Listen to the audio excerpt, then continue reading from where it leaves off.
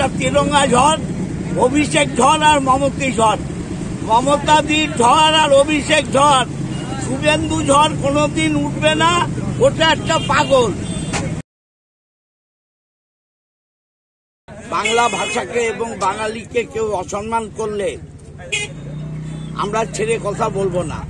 এবং এই বাংলায় যে বন্যা দেখছেন উত্তরবঙ্গ থেকে দক্ষিণবঙ্গ, এর টোটালটাই ম্যানমেড বন্যা। বিজেপি চায় বাংলাকে ভাতে মারতে, তাই এই বন্যা পরিস্থিতি তৈরি করছে। উত্তরবঙ্গ, আজকেও চিফ মিনিস্টার উত্তরবঙ্গে গেছেন।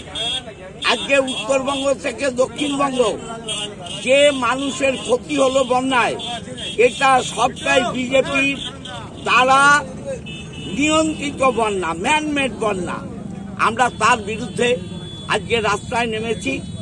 আমার বিধানসভা কোলবা থেকে একদম রাজহাট হয়ে, দেবানন্দপুর হয়ে, ব্যান্ডেল হয়ে, বালির মোড় হয়ে, ইমামবাড়া হয়ে, হরির মোড় হয়ে, তার খাদিনা মোড়ে শেষ করবো। আমাদের দলের কেউ আসছে না, আমি এসছি।